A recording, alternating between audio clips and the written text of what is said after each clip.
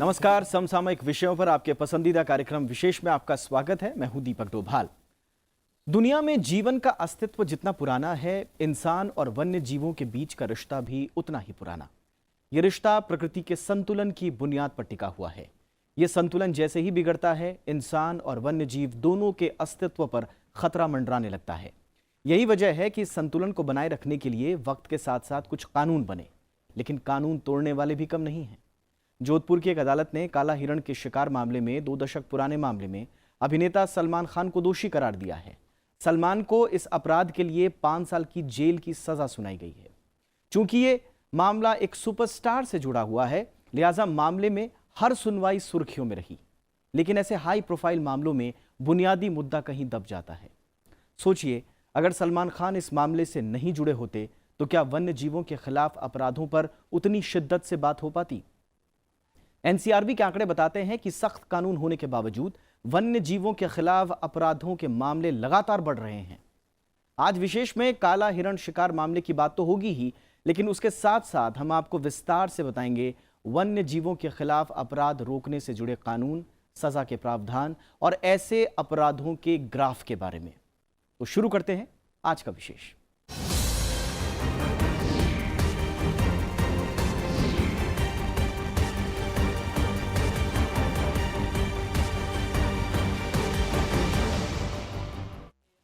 अभिनेता सलमान खान पर काले हिरणों के शिकार मामले में वो दोषी पाए गए हैं। 20 साल पुराने इस मामले में जोधपुर की जिला अदालत में उन्हें 5 साल की सजा सुनाई गई है। इस मामले में नामजद सैफ अली खान समेत 5 आरोपियों को अदालत ने बरी कर दिया।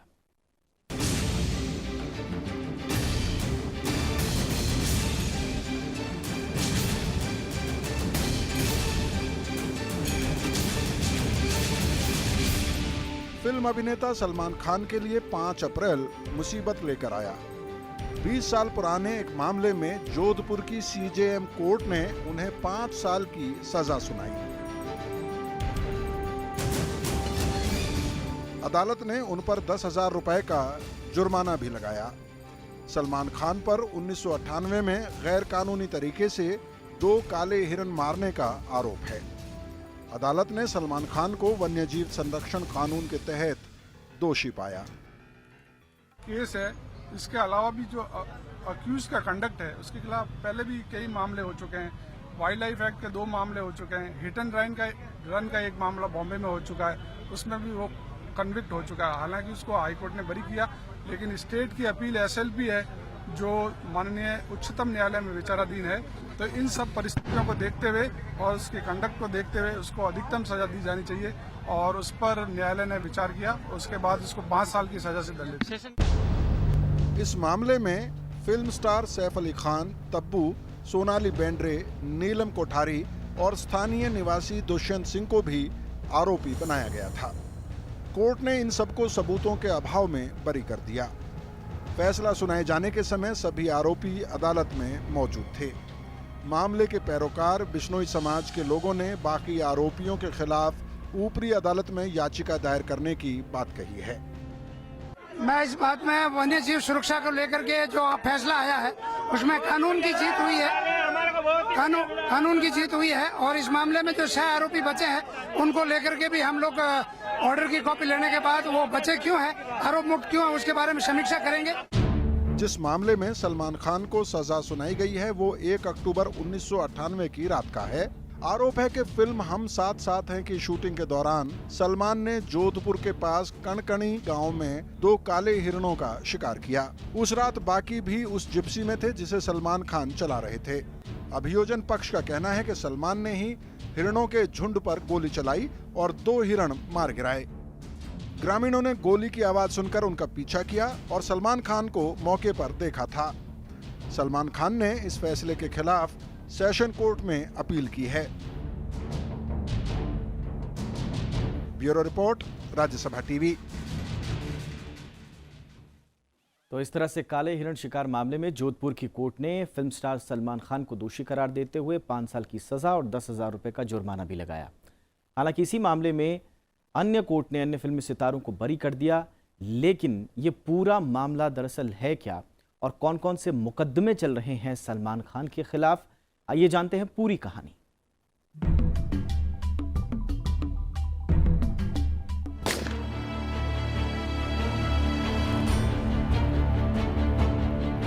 दरअसल ये मामला 1998 का है। उस वक्त सलमान खान सूरज बड़जात्या की फिल्म हम साथ साथ हैं की शूटिंग के सिलसिले में जोधपुर में थे। उसी दौरान सलमान खान और उनके साथियों पर कांकड़ी गांव के पास 2 काले हिरण के शिकार का आरोप लगा था, जबकि भवाड़ और घोड़ा फार्म में चिंकारा के शिकार के आरोप भी लगे। सलमान खान पर आर्म्स एक्ट के तहत भी केस दर्ज हुआ था। इस तरह सलमान खान के खिलाफ कुल 4 मामलों में केस दर्ज हुए, 3 हिरणों के शिकार का और चौथा आर्म्स एक्ट का। सलमान पर यह भी आरोप लगा कि जिन हथियारों से शिकार किया गया उसका लाइसेंस पहले ही खत्म हो चुका था। सलमान खान पर जिस काले हिरण के शिकार के आरोप लगे हैं वो वाइल्ड लाइफ प्रोटेक्शन एक्ट के तहत संरक्षित है। एक तो शिकार पूरे देश में मना है।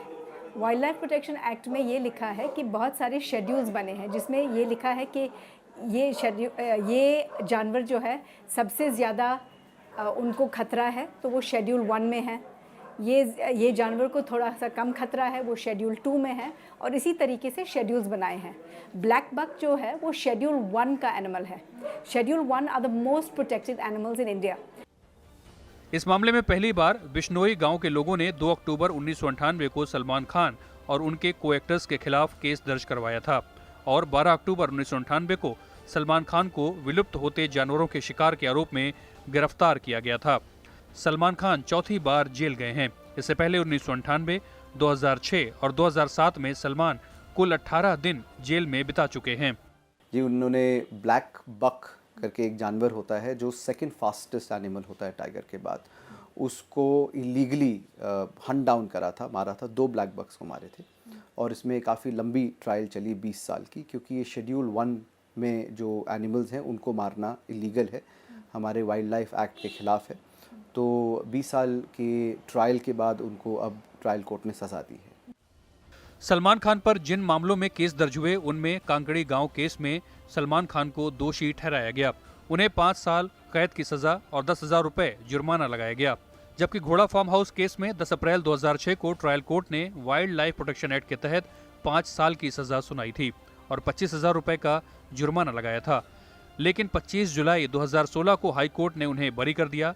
राज्य सरकार ने इस फैसले के खिलाफ सुप्रीम कोर्ट में अपील की थी। भवाद गांव केस में ट्रायल कोर्ट ने 17 फरवरी 2006 को सलमान खान को दोषी करार दिया और 1 साल की सजा सुनाई। लेकिन हाई कोर्ट ने 25 जुलाई 2016 को इस मामले में भी उन्हें बरी कर दिया। राज्य सरकार ने इसमें भी सुप्रीम कोर्ट में अपील की है। आर्म्स एक्ट में 18 जनवरी 2017 को कोर्ट ने सलमान को बरी कर दिया। राज्य सरकार ने इस फैसले के खिलाफ हाई कोर्ट में अपील की है।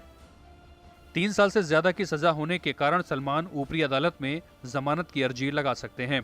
बाकी आरोपियों को आरोप मुक्त किए जाने के खिलाफ भी राज्य सरकार ऊपरी अदालत में अपील कर सकती है। Bureau report, Rajya Sabha TV. Bharat सरकार ने देश के वन्य जीवन की रक्षा करने और प्रभावी ढंग से अवैध शिकार, तस्करी और वन्य जीवन के अलावा अवैध व्यापार को नियंत्रित करने के उद्देश्य से वन्य जीव संरक्षण अधिनियम 1972 लागू किया। इस अधिनियम को जनवरी 2003 में संशोधित किया गया और कानून के तहत अपराधों के लिए सजा और जुर्माने को और अधिक कठोर बना दिया गया। वन्य जीव अपराधों की रोकथाम, अवैध शिकार पर लगाम और वन्य जीव उत्पादों के अवैध व्यापार पर प्रभावी रोक लगाने के लिए सरकार ने 1972 में वन्य जीव संरक्षण अधिनियम लागू किया। इस अधिनियम का मुख्य उद्देश्य वन्य जीवों के अवैध शिकार, उनके हाड़ मांस और खाल के व्यापार को रोकना है। यह अधिनियम जंगली जानवरों, पक्षियों और पौधों को संरक्षण देता है। इस अधिनियम में कुल 6 अनुसूचियां हैं जो अलग अलग तरह से वन्य जीव को सुरक्षा प्रदान करती हैं। अधिनियम की अनुसूची 1 और अनुसूची 2 के दूसरे भाग वन्य जीवन को पूर्ण सुरक्षा प्रदान करते हैं, तो अनुसूची 3 और अनुसूची 4 भी वन्य जीवों को संरक्षण प्रदान करता है। वहीं अनुसूची 5 में वे जानवर शामिल हैं जिनका शिकार हो सकता है, जबकि अनुसूची 6 में संरक्षित पौधों की खेती और रोपण पर रोक है। वाइल्ड लाइफ एक्ट में जैसे कि मैंने आपको कहा सेक्शन 9 हो गया, जिसमें ये होता है कि आप किसको हंट कर सकते हो, किसको नहीं कर सकते, जिसमें 3-4 शेड्यूल होते हैं। शेड्यूल 1 एनिमल होते हैं, शेड्यूल 2, 3 एंड 4 होता है। शेड्यूल 1 एनिमल्स को हाईली एंडेंजर्ड माना जाता है। टाइगर उसमें होते हैं, चिकारा, ब्लैक बक वगैरह उसमें होते हैं। तो उसमें क्वांटम ऑफ पनिशमेंट जो ऑफेंस होता है वो काफ़ी हाई होता है। उसी तरह से सेक्शन 51 होता है जिसमें पनिशमेंट्स दी गई हैं कि अगर आपने शेड्यूल 1 एनिमल को शूट करा तो इलीगली हंट करा तो आपको क्या सज़ा होगी, सेकंड टाइम अगर ऑफेंस हुआ तो क्या सज़ा होगी, और अगर आपने समझे कि नॉर्मल किसी एनिमल को शूट करा जो इलीगल है जिसको शूट करना, तो क्या पनिशमेंट होगी। शेड्यूल उसमें ही सेक्शन 52 होता है जो अबेटमेंट का, जिसमें अबेटमेंट डिस्क्राइब कर रखी है। इस अधिनियम के तहत किसी वन्य जीव को पकड़ने की कोशिश करना, उन्हें नुकसान पहुंचाना पूरी तरह गैर कानूनी है। इसके अलावा वन्य जीवों के लिए बने अभयारण्य में आग लगाना, हथियारों के साथ प्रवेश करने पर रोक है। इस कानून के तहत जंगल के पेड़ पौधों को तोड़ना या काटना मना है। इसके साथ ही वन्य जीवों के शरीर के अंगों और चमड़ों का व्यापार करना, सजावट के तौर पर इस्तेमाल करना और उन्हें रखना पूरी तरह प्रतिबंधित है। वन्य जीव संरक्षण अधिनियम 1972 में वन्य जीवों के शिकार करने पर कड़ी सजा का प्रावधान है। इस अधिनियम की अनुसूची 1 और 2 के तहत अवैध शिकार, अभयारण्य या राष्ट्रीय उद्यान को नुकसान पहुंचाने पर कम से कम 3 साल की जेल सजा है, जो 7 साल तक बढ़ाई जा सकती है। इसके साथ ही 10,000 रुपए जुर्माना है। दूसरी बार इस प्रकार का अपराध करने पर यह सजा 3 से 7 साल की जेल हो सकती है और जुर्माना 25,000 रुपए तक लगेगा। वन्य जीवों के प्रति अपराध करने के लिए इस्तेमाल किए गए किसी भी उपकरण, वाहन या हथियार को जब्त करने का भी इस कानून में प्रावधान है। कानून बहुत साफ है। कानून ये बोलता है कि कोई भी जानवर का शिकार करना मना है, और इसमें कैद भी है, फाइन भी है, दोनों चीज़ हैं सारे जानवरों के लिए। इसके अलावा जो कैद की सज़ा होती है शेड्यूल 1 के जानवरों के लिए, वो है 7 साल तक। तो that is the maximum sentence, okay. मगर सारे जानवरों के लिए कैद है। तो दैट इज़ व्हाट इज़ कि किसी भी जानवर का अंग, किसी की जानवर का शरीर पाना, किसी की जानवर को रखना, किसी की जानवर को बेचना, किसी जानवर को खरीदना, वाइल्ड एनिमल्स को, ये सारे कानून में पूरी तरह से बैन है। इस अधिनियम के अलावा केंद्र और राज्य सरकारों ने समय समय पर वन्य जीव की सुरक्षा और संरक्षण के लिए कई नियम और कानून पारित किए हैं। इसमें Madras wild elephant preservation act 1873, all India elephant preservation act 1879, the wild bird and animal prohibition act 1912, Bengal rhinoceros preservation act 1932, Assam rhinoceros preservation act 1954, Indian board of wild life 1952 और वाइल्ड लाइफ प्रोटेक्शन एक्ट 1972 शामिल है। सरकार ने वन्य प्राणियों से जुड़े कानून को मजबूत और कड़ा बनाने के उद्देश्य से वन्य जीव संरक्षण अधिनियम 1972 में जनवरी 2003 में संशोधन किया। इसके तहत सजा और जुर्माने को और अधिक कठोर बना दिया। Bureau report, Rajya Sabha TV. वन्य जीवों के खिलाफ अपराध को पर्यावरण से जुड़े अपराधों की श्रेणी में रखा गया है। राष्ट्रीय अपराध रिकॉर्ड ब्यूरो के आंकड़ों के मुताबिक 2014 से 2016 के बीच पर्यावरण से जुड़े कुल अपराधों में 8% की गिरावट दर्ज की गई है, लेकिन वन्य जीवों के खिलाफ अपराध निवारण कानून के तहत दर्ज मामलों में बढ़ोतरी हुई है। आइए डालते हैं वन्य जीवों के खिलाफ होने वाले अपराधों के ग्राफ पर एक नजर।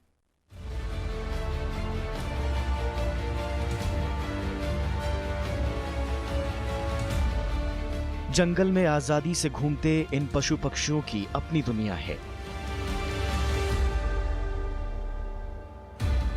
पृथ्वी पर जीवन की शुरुआत से ही जंगली जीवों और इंसानों का गहरा रिश्ता रहा है, लेकिन धीरे धीरे इंसान जंगल के इन बाशिंदों पर हावी होता गया और इंसान और जंगली जीवों का प्राकृतिक संतुलन बिगड़ गया। लेकिन जल्द ही इंसान को होश आया कि वन्य जीवन के बिना इंसानी जीवन भी नामुमकिन है, और फिर शुरू हुई बिगड़े हुए संतुलन को संभालने की कवायद। भारत जैसे जैव विविधता से भरे देश में तो ये और जरूरी हो गया। इसके लिए 1870 के दशक के वाइल्ड एलिफेंट प्रिजर्वेशन एक्ट से लेकर अब तक कई कानून बने, लेकिन वन्य जीवों के खिलाफ अपराध आज भी जारी हैं। 1927 के भारतीय वन अधिनियम में वक्त वक्त पर कई बदलाव किए जाते रहे और कुछ नए कानून भी बने, लेकिन वन्य जीवों को इंसानी दखल से बचाना आज भी चुनौती बना हुआ है। नियमों की सख्ती और जागरूकता के बाद पर्यावरण से जुड़े कुल अपराधों में कमी तो आई है, लेकिन इनमें से वन्य जीवों के खिलाफ अपराध बढ़ रहे हैं। नेशनल क्राइम रिकॉर्ड ब्यूरो के आंकड़ों के मुताबिक वाइल्ड लाइफ प्रोटेक्शन एक्ट 1972 के तहत 2014 में दर्ज अपराधों के मामले 770 थे, लेकिन 2015 में ये बढ़कर 829 हो गए, जबकि 2016 में ये और बढ़कर 859 हो गए। इसमें राज्यवार तुलना करें तो वन्य जीवों के खिलाफ सबसे ज्यादा मामले उत्तर प्रदेश में 2016 में ऐसे कुल 302 मामले दर्ज हुए। इसके बाद राजस्थान में 190 मामले, तीसरे नंबर पर असम रहा जहां 82 मामले दर्ज हुए, जबकि केरल में 69 और पश्चिम बंगाल में 49 मामले दर्ज हुए। ये जो ट्रेड होती है ये करोड़ों में होती है, चाहे शातूश है, चाहे टाइगर स्किन्स है, चाहे टाइगर बोन्स है, चाहे आइवरी टस्क्स है, ये करोड़ों का खेल है और ये लोग कोई कसर नहीं छोड़ते हैं बचने के लिए और इस ट्रेड को आगे बढ़ाने के लिए। And it is linked with drugs, it is linked with arms. वही लोग करते हैं जो दूसरी क्रिमिनल्स में से जुड़े हुए हैं, जो ड्रग्स का पेशा करते हैं वो ही वाइल्ड लाइफ ट्रेड में इन्वॉल्व है, जो मनी लॉन्ड्रिंग करते हैं वो भी इसी में शामिल है। मामलों में गिरफ्तारी और निपटारे पर नजर दौड़ाएं तो 2016 में वाइल्ड लाइफ प्रोटेक्शन एक्ट के तहत 1714 पुरुष और 8 महिलाओं समेत कुल 1722 लोगों की गिरफ्तारी हुई। इनमें से 1261 मामलों में चार्जशीट दाखिल हुई। मामला चलने के बाद इनमें से सिर्फ 214 लोगों को ही सजा मिल पाई, जबकि 110 लोग बरी कर दिए गए। होता क्या है कि कितनी बार पुलिस केस जल्दी करने के लिए, जल्दी टाइम फ्रेम के अंदर करने के लिए या आलसी बने में क्या एक केस बना देते हैं जो वैसे ही स्ट्रांग नहीं होता, या झूठे गवाह डाल देते हैं, झूठी एविडेंस प्लांट कर देते हैं क्योंकि उनके लिए ईजी है केस को आगे बढ़ाना। पर एक अच्छा डिफेंस लॉयर उन्हीं चीज़ों को देखता है, कहते हैं ना रीडिंग बिटवीन द लाइन्स, तो उन्हीं को देख के फिर वो देखता है कि कहाँ कहाँ पे केस नहीं बनता है और वहीं तोड़ता है। इसी वजह से एक्विटल्स होते हैं। अदरवाइज़ अगर पुलिस अपना काम मुस्तैदी से करे तो जो असल ऑफेंडर्स हैं उनके लिए बचना मुश्किल हो जाएगा, और जहाँ झूठे केसेस बनते हैं वहाँ कोई ना कोई सुराग तो छूटा जाता ही जाता है कि ये झूठा केस है, उसको किस तरह से उससे निकला जाए, किस तरह से बचा जाए। वन्य जीवों के खिलाफ होने वाले अपराधों पर लगाम लगाने के लिए जानकार सरकारी महकमे की मुस्तैदी के साथ साथ जागरूकता बढ़ाने पर भी जोर दिए जाने की जरूरत बता रहे हैं। आपको बताएं कि वन्य जीवों के संरक्षण के लिए संविधान में 42वें संशोधन 1976 अधिनियम के तहत 2 नए अनुच्छेद 48(1) और 51 को जोड़कर वन्य जीवों से संबंधित विषय को समवर्ती सूची में शामिल किया गया। समवर्ती सूची में केंद्र और राज्य दोनों को कानून बनाने के अधिकार हैं, लेकिन इस तरह के कानूनों में केंद्र सरकार को वरीयता दी गई है। Bureau report, Rajya Sabha TV. और वन्य जीव जंतु अधिनियम के अलावा भी देश में तमाम तरह के कानून हैं जो गैर कानूनी शिकार पर लगाम लगाने के लिए हैं। देश का कानून और तमाम संस्थाएं जंगली जानवरों को सुरक्षा प्रदान करते हैं। हालांकि तमाम प्रावधानों के बावजूद देश में गैर कानूनी शिकार पूरी तरह से नहीं रुक पाया है।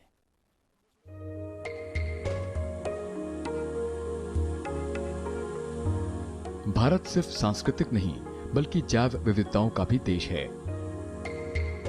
दुनिया भर में जीव जंतुओं की करीब 15 लाख प्रजातियों का अभी तक पता लगाया गया है।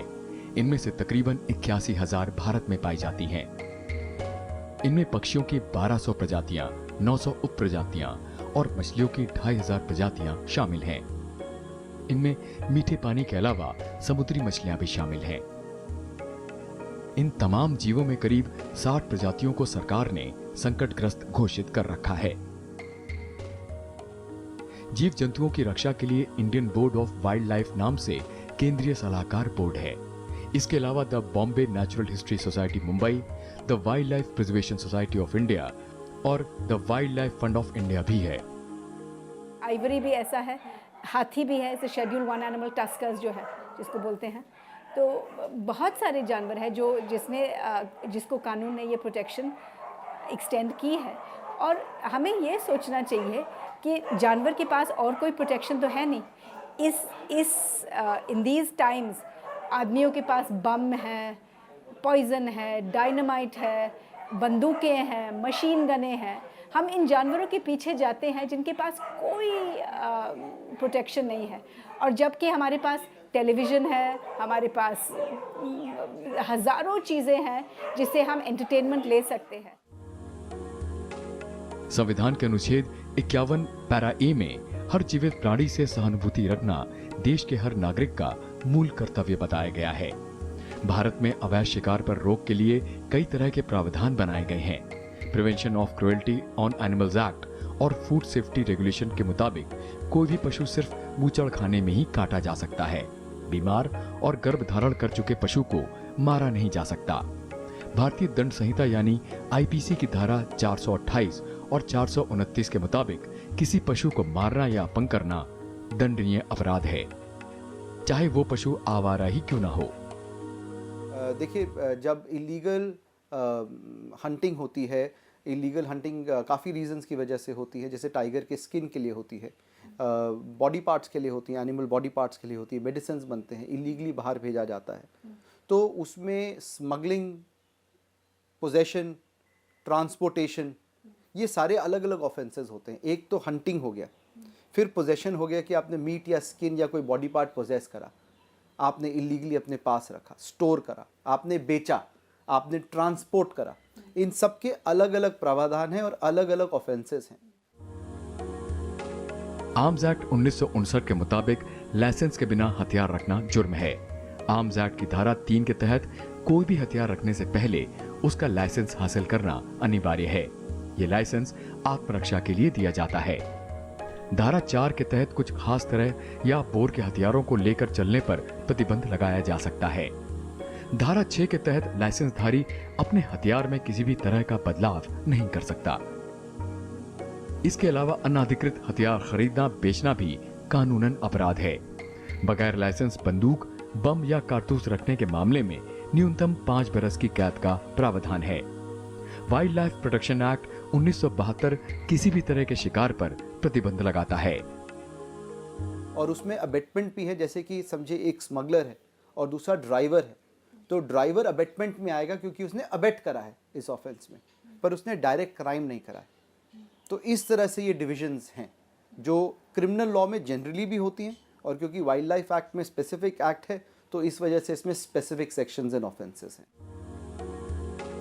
सिर्फ शिकार ही नहीं बल्कि पीसीए यानी prevention of cruelty on animals act 1960 के तहत किसी पशु को आवारा छोड़ने पर भी 3 महीने की सजा हो सकती है।